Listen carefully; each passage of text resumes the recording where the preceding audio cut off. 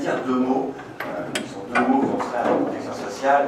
Le premier mot, c'est égalité, et le deuxième, c'est avenir. Égalité, pourquoi? C'est que ce sujet des inégalités se niche dans tous les recoins de la protection sociale, jusque dans les colloques. Pourquoi il y a une inégalité? Ce matin, vous aviez 6 intervenants. L'après-midi, on en a 11. Donc, il ne faut pas avoir le même temps. C'est moins impossible. Ne pas arrêter de les embêter plusieurs semaines, ces jours, en leur disant qu'ils n'avaient chacun que 10 minutes pour faire comme à la télé, dans les conférences TED, de façon à ce qu'ils nous délivrent, dans notre conférence TED, leurs messages, leurs observations, leurs suggestions sur l'actualité et pour l'avenir. Toujours sur ce sujet de l'égalité aussi, vous avez vu, j'espère que vous l'avez noté, si on s'est pas fait gronder, c'est parce qu'on a un peu progressé, c'est sur le plan de la parité. Ce matin, c'était animé par Marine, cet après-midi par moi. C'est une sorte de parité absolument respectée en la matière. En revanche, pour les intervenants, nous avons moins d'évidence, mais des progrès, en tout cas une chance, car nous pouvons encore progresser. Donc, il y a 3 femmes sur 17 intervenants. C'est pas encore terrible. Et avant qu'on me le fasse remarquer en le critiquant, je vous le précise, non pas comme une présentation d'excuses, mais pour vous dire qu'on a, lorsqu'on organise avec Gilles, avec Dominique, avec la bande de 3S, avec un peu Sciences Po, ce type de manifestation des actualités de la protection sociale, on a ce légitime souci, même si on n'est pas encore parfait. Sur l'égalité, on peut progresser. Sur l'avenir, alors, et sur la perspective, quelque chose de rigolo dans la perspective, c'est de faire un peu de rétrospective avant de se projeter dans l'avenir. Et il y a exactement 30 ans, je force le trait en disant exactement, il y a 30 ans, en 1989, vous aviez un grand colloque, les Assises internationales de la solidarité, j'en vois certains qui se disent spread, si, je peux le préciser, qui était organisé sous le titre Les nouvelles solidarités. C'était organisé avec une préparation, une présentation de sa préparation à ce colloque en Conseil des ministres, une restitution de ce colloque en Conseil des ministres, et ceci était en Sorbonne, avec la présence de M. Mitterrand, de Mme Mitterrand, de l'ensemble des membres du gouvernement, et c'était un colloque essentiellement consacré aux questions de pauvreté et d'exclusion, parce que ça accompagnait la mise en œuvre du RMI. Et ce qui était intéressant, c'est pour ça que j'avais ça à l'esprit, c'est parce qu'il était précisé dans le mot du Conseil des ministres que c'était pour préparer le XXIe siècle. Vous voyez combien nous continuons ici dans ce sillon, mais avec une diversité de thèmes qu'on ne trouvait pas à cette période, où le sujet principal était de chercher à traiter de ces questions, sinon nouvelles, du moins à nouveau présentes, de la pauvreté et de l'exclusion. Alors que là, dans cette journée, on l'a vu dans la matinée, on va le voir dans l'après-midi, on traite, sinon de l'ensemble du dossier de la protection sociale, du moins de nombre de ces dimensions. Et pour commencer, à chaque fois 10 minutes pour chacun des intervenants, donc une première, sur les tables rondes, c'est un peu forcé, mais un premier moment sur la question des territoires, des inégalités territoriales, avec des interventions variées d'ailleurs. D'abord Bruno Cotresse, qui doit intervenir sur le thème quelle fracture territoriale aujourd'hui. Mais je lui ai demandé de changer son titre, sur autre demande essentielle. Je lui ai dit quelle fracture territoriale demain. C'est un peu notre sujet. Et en discutant encore tout à l'heure, il m'a dit qu'on commencerait quand même par aujourd'hui. Ensuite, bah oui, pour envisager demain, il faut toujours partir d'aujourd'hui. Même si, comme ceci a été dit tout à l'heure, le futur n'est pas intégralement lié à aujourd'hui. En tout cas, n'est pas mécaniquement lié à ce qui se passe aujourd'hui.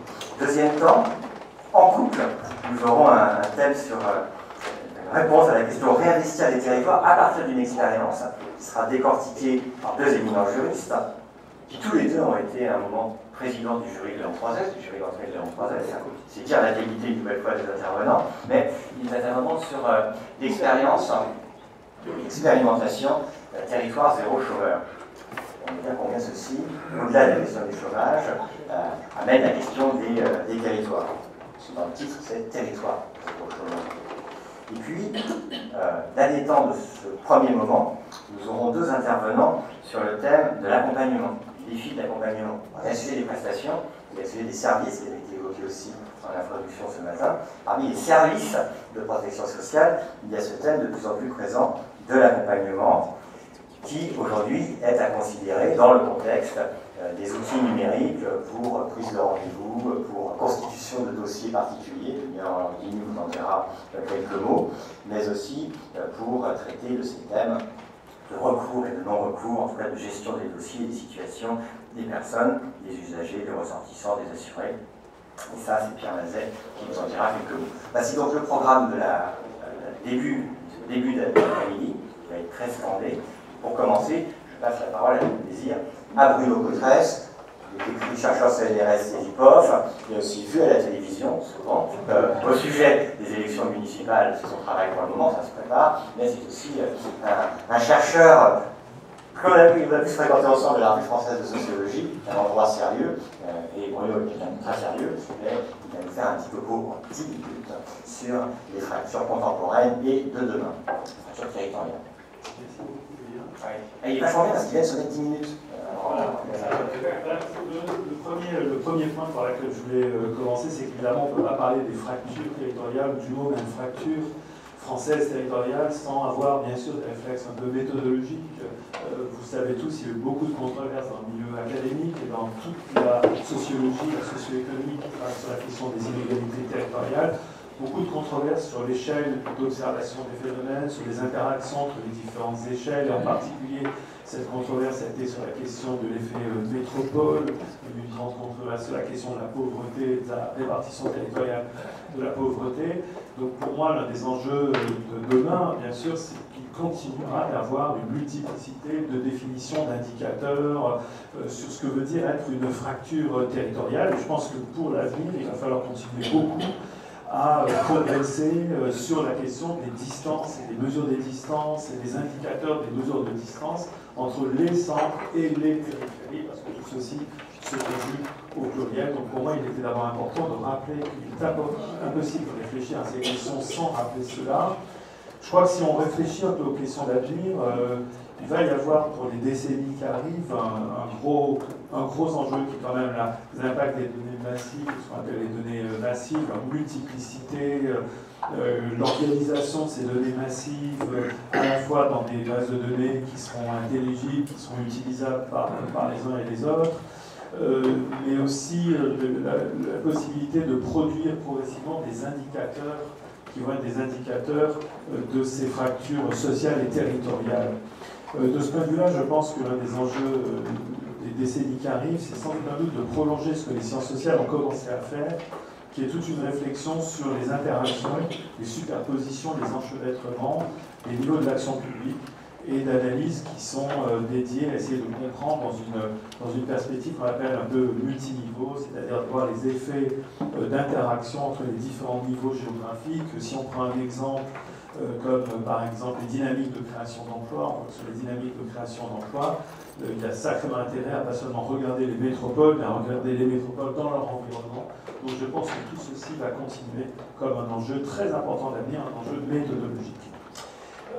Deuxième point, Julien l'a rappelé, je souhaitais partir pour réfléchir au futur, je souhaitais partir du présent et notamment faire état de cette étude à laquelle j'ai participé, qui était une grande étude réalisée par l'Institut Montaigne et le cabinet d'études ELAB, qui a été une étude réalisée auprès d'un énorme échantillon de 10 000 Français, auquel nous avons demandé énormément d'indicateurs et de questions sur ce qu'ils ressentaient de la mobilité en France, de l'appartenance au territoire, de leur rapport au territoire, de la participation citoyenne, du lieu où ils avaient envie de vivre, du lieu où ils se projetaient. Donc on a fait une énorme étude relative aux représentations, je parle bien de représentation, c'est-à-dire d'opinion, aux représentations du territoire et des fractures territoriales en France. Et nous avons constaté la chose suivante. C'est une étude qui est très exhaustive, je ne vais pas du tout la résumer ici évidemment, mais je voudrais prendre 2-3 points qui sont importants. Le premier point, comme la carte sous vos yeux le montre, on a constaté bien sûr cette mosaïque française que nous avons découpée, nous, en 4 grands profils de Français. Premier profil que nous avons appelé les affranchis, c'est-à-dire une partie du pays qui se vit comme pouvant saisir des opportunités territoriales, de mobilité sociale, territoriale, qui se déclarent prêts à changer de lieu pour trouver un nouvel emploi mieux rémunéré, et qui sont littéralement affranchis des questions territoriales. Ils n'ont pas d'enjeu d'identité territoriale, et ils représentaient simplement 21 ou 22% des personnes qu'on a interrogées. Nous avions un deuxième groupe qui est un groupe que nous avons qualifié d'enraciné, c'est-à-dire de personnes qui trouvent qu'elles vivent bien là où elles sont, qui n'aspirent pas à la mobilité. Ça, c'est un point que nous avons trouvé extrêmement intéressant, parce que nous sommes dans une période où certains pourraient considérer qu'il y a une forme d'injonction à la mobilité. Être mobile, c'est bien. Ben, il y a une partie de la France qui trouve que c'est très bien de vivre au pays et d'être chez soi, qui n'aspire pas fondamentalement, qu'il y a du capital social, qui participe à la vie sociale, qui n'a pas la même sociologie que les affranchis, ils sont moins fortunés, ils exercent des professions moins prestigieuses, mais on en trouve dans certaines régions, plus que dans d'autres, en particulier en Bretagne. Nous avions une troisième catégorie qui était, il pesait, on est à 23%. Nous avons une troisième catégorie, alors une troisième catégorie qui, elle, est vraiment ce qu'on appelait nous, les assignés. C'est-à-dire des personnes qui voudraient essayer de s'en sortir, qui savent que le moyen pour essayer d'avancer, de s'en sortir, d'améliorer leur sort pourrait être la mobilité territoriale, mais qui voient devant une série d'obstacles objectifs et subjectifs extrêmement importants et qui ont un formidable, incroyable sentiment d'assignation à résidence. On en avait 23%, ce qui est un pourcentage très élevé. Dernière catégorie, nous les avions appelés sur le fil. Nous en avions un peu plus de 30% de Français qui sont un peu entre le profil des enracinés, le profil des assignés, que quelque chose pourrait faire basculer dans l'assignation de son statut social ou de sa résidence, un événement comme le chômage en particulier. Et dernière conclusion issue de cette étude montrait qu'il n'y a pas de territoires qui sont spécialisés dans un type. Bien sûr, certains types sont plus présents dans certains territoires que dans d'autres, mais il n'y a pas de spécialisation de territoire, et on trouve ces quatre types dans à peu près tous les territoires. Simplement, on en trouve davantage, évidemment, d'affranchis en Île-de-France ou en Rhône-Alpes. Et ce qui nous a aussi vraiment intéressé, c'est que malgré cette vision d'une société fragmentée, inégalitaire, profondément injuste, avec des stratifications, des sédimentations très importantes, l'attachement à faire France ensemble continue d'être extrêmement élevé en France. Ça m'amène justement aux principaux défis de demain, parce qu'on peut, à partir de tout ça, voir comme défi. La liste que j'ai faite est nullement exhaustive, c'est une liste de mes idées qui me sont venues comme ça, mais je pense qu'on peut les catégoriser un peu en trois types. Pour moi, il y a des enjeux évidents qui ont à voir avec la temporalité, le rapport au temps des Français à propos des inégalités, des fractures territoriales. Le territoire, c'est pas que de la géographie, c'est aussi de la spatialité, c'est aussi du temps. Sur la dimension du temps, il y a une dimension générationnelle quand même dans les inégalités en France et dans les fractures sociales et territoriales qui me semble être extrêmement prononcée et importante. Et je crois qu'on peut s'attendre dans les futures décennies à avoir sans doute peut-être des clashs, même entre générations, aux intérêts extrêmement opposés. Le vieillissement de la population et la répartition territoriale de ce vieillissement et des structures de soins est extrêmement un enjeu. Il y a beaucoup de travaux qui ont été faits sur la géographie des EHPAD, la géographie du soin et du soin destiné au grand âge en particulier. Autre point qui caractérise le temps pour moi, c'est l'allongement de la durée de la vie professionnelle à une extrémité, pas à l'autre. Ça a été dit ce matin, on ne cesse de dire qu'il faut travailler davantage, mais on a un problème qui est l'entrée sur le marché du travail, une entrée qui est tardive, pour certaines professions même assez tardive, compte tenu de la durée des études en particulier. Et donc je pense qu'il y a une problématique qui est à notre horizon assez rapide, qui est cette problématique d'un allongement de la vie professionnelle, mais pas aux deux extrêmes, pas de la même manière aux deux extrêmes.